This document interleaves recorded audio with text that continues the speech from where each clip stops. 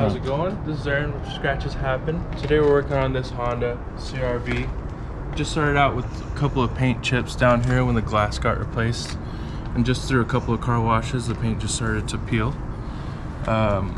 Today we're going to be just sanding this line out with our provided 600 that we get in our kit. And then after that, we'll be priming it. And after we prime it, we'll also be sanding and prepping and getting ready for paint. So today we'll be using our ScratchesHappen complete aerosol kit. It comes with 3 different sandpapers, 1500, 1000, and 600.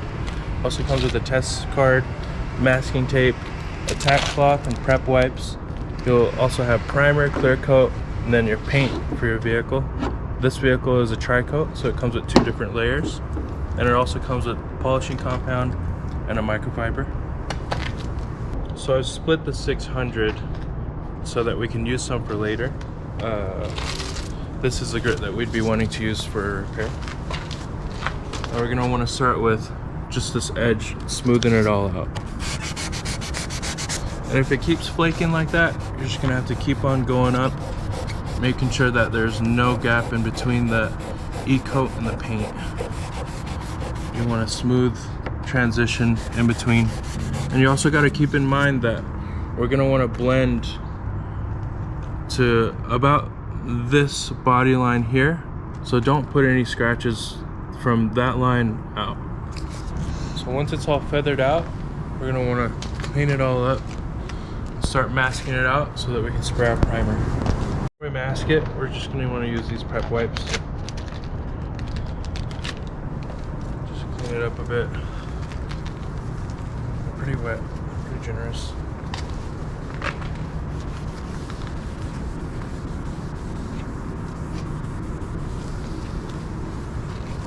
Alright, so since we're up against this glass here, first piece we're going to want to do is just up against the glass. You almost want to be able to tuck it around and back of the glass.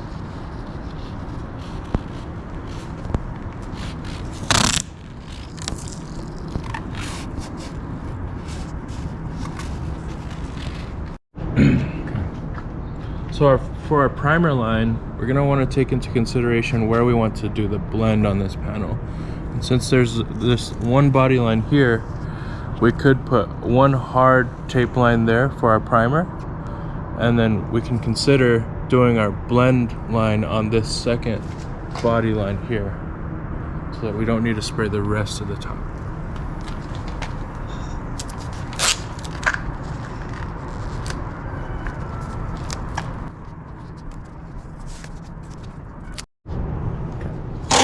And since we're making this hard line with the tape, our primer is going to go right up to that line.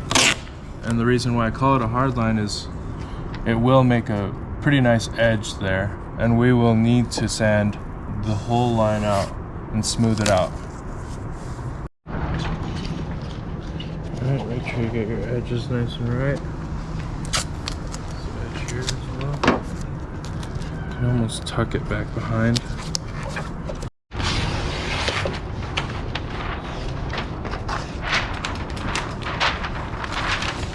Since we've got it all masked out again, and since we're touching it all over again, let's do another prep wipe with our same first wipe. Is fine. You're gonna want to take your primer can, flip it upside down, just shake it for a minute, 1 whole minute at least. Here in Salt Lake, it's about 65 degrees, low humidity, so we're gonna want to spray for 2 coats. I'd say about 5 minutes of flash time in between.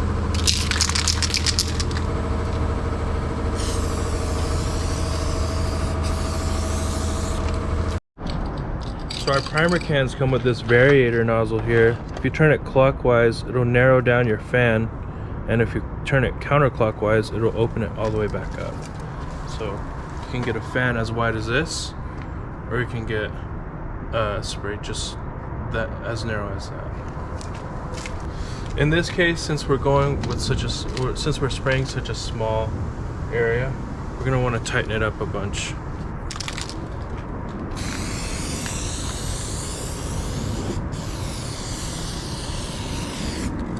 this is our third coat now. And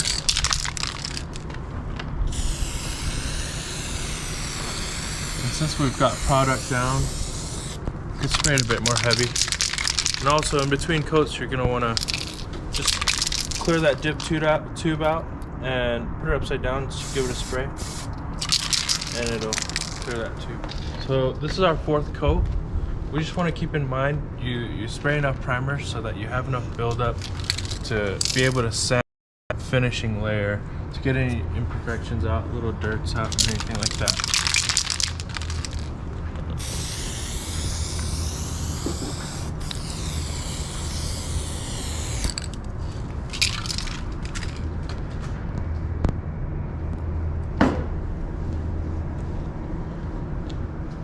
So after you're done spraying your primer, you're gonna wanna wait at least an hour or so and until you're ready to start sanding to prep for paint.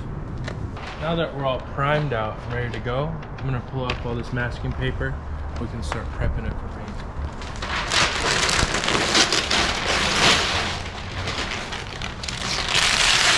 All right, and since we made this hard line with the primer here, we really wanna focus on just prepping that, or sanding that smooth on that body line.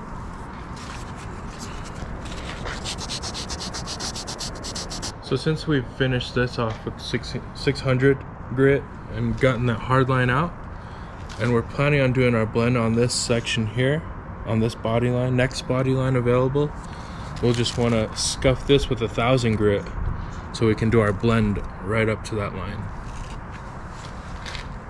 This is our 1000 grit all the way up to this edge here. Make sure you don't go past that corner. Just stay on this plane here. And you definitely don't want to burn through any sort of clear coat. You just want to make sure that it's scuffed and not shiny so that your clear actually sticks to this. Alright, so now we've got everything prepped out with 600 and 1500 where we're about to blend. One thing that we need to specify with is this soft edge here. And what you want to do with your roll of tape is you just take that roll piece out, and you can do it on your leg too if you need to. You need to just fold over one edge of that tape, and then it creates a soft edge. You don't create a hard line. And that's pretty much what is happening here where we're about to blend. I'm gonna grab our tack cloth here just to make sure our surface is extra clean. Again, from one side to the other, pretty much trying to wipe away that dust.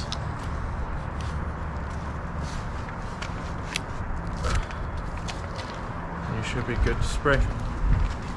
So when you have a car that is a tricoat paint job, which is typically either a white with a metallic or a red with a metallic, or even blues with metallics with some Subarus, you want to look at the label here.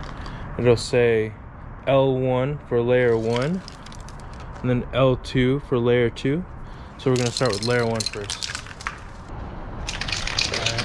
First, if you want to try just a little test spray, about 6 inches away, and you don't want to go too wet, but you also don't want to go too dry either.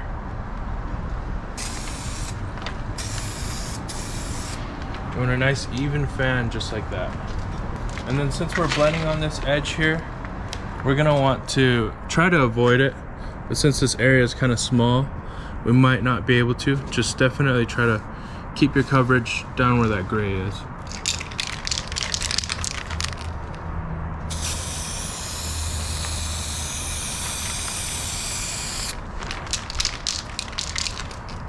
One nice light coat for the first, and just let that air dry for 3 to 5 minutes. With your first coat, you really don't want to go too heavy. If you go too heavy, you're going to either create a run, or it's just going to take way too long for it to dry, and on the inside of the paint, it'll stay wet. So the lighter your first coat is, the better. And you don't need to look for full coverage on your first coat either. It could take, especially since this is white, it could take 3 or 4 coats for it to be fully covered. you want to focus on being 6 to 8 inches away, and you want to keep the can parallel to whatever panel you're spraying. If you spray like this, your fan is going to be uneven, and you're going to spray super heavy on the bottom and super light on the top. The more parallel you are, the more even it will be.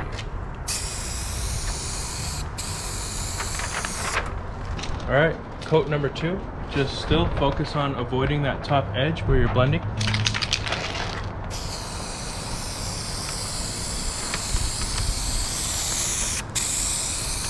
And since it's a second coat, you can go a little heavier,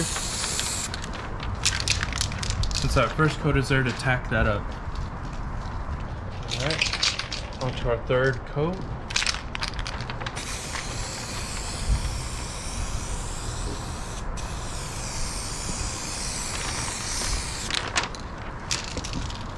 Now we're on to our fourth coat, and it looks like our last coat since we're pretty much fully covered.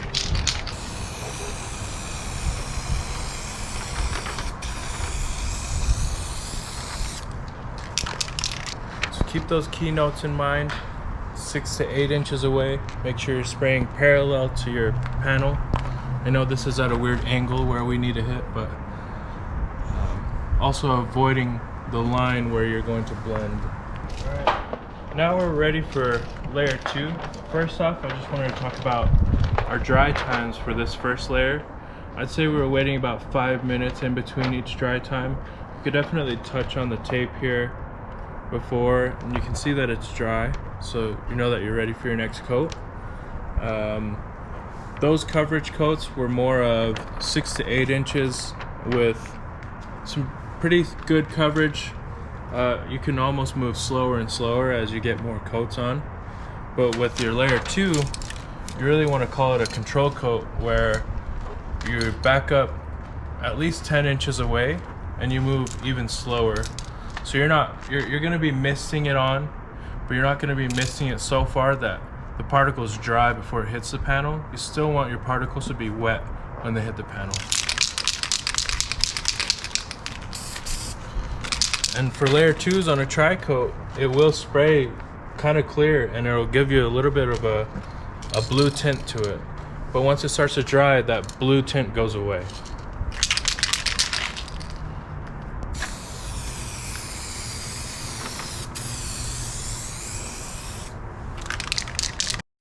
Alright, so since we're doing control coats, or top coats as you will, it will take less time to flash, so around 3 minutes or so should be fine.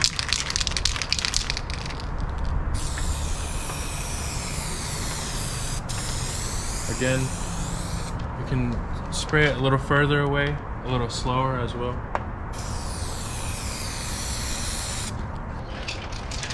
Alright, we're gonna go for our last coat of layer 2.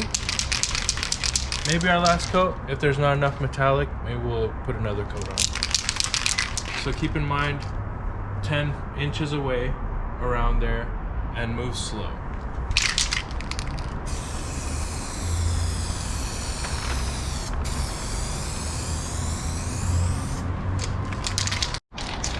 Alright, so now that we've sprayed all of our coats from layer 1 and layer 2, we're going to want to just let that flash for about 20 and 30 minutes. Give it a touch, see if it's dry. Now it looks like we're ready for clear coat. For clear, you really want to pay attention to how close you're spraying, how slow you're spraying. If you spray it too far and too fast, it's going to be too misty and too dry. You really want to focus on that panel becoming wet and not foggy. You can do a test hit here if you'd like. Make sure you're even, make sure you're parallel. Don't do it like this. Make sure you're parallel. Nice and even coat.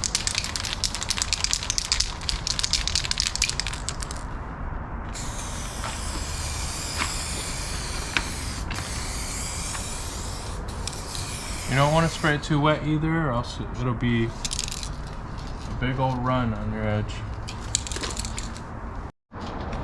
So after our first coat, we're gonna want to wait maybe 5 to 10 minutes for a flash, and then we'll be ready for our second coat. Alright, so you can just give it a touch. See how it's not wet, but it's a little tacky. It means you're ready for your second coat. Your second coat, now you really want to focus on making sure that that panel is wet and not dry, because this is how you want to finish it up.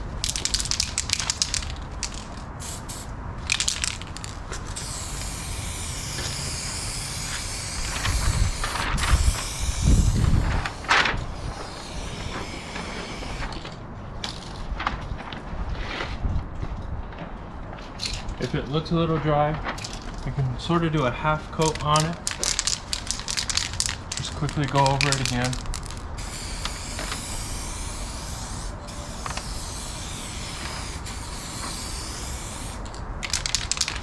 Make sure you're moving so it doesn't run. Now, immediately after you are done clearing it, everything looks nice and wet. You want to peel that soft edge off. Very carefully peel it off.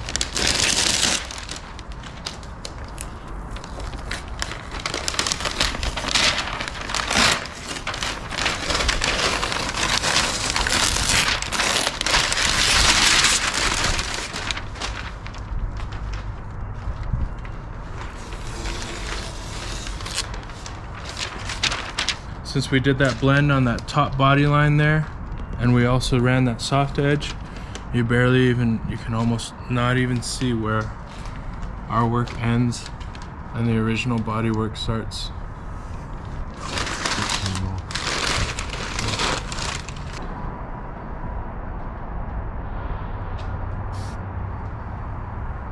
So there's your finished product. Just let it cure for about 24 hours before you want to start polishing or anything like that.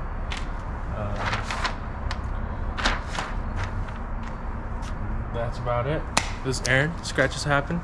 Gotta do what you gotta do. There it is.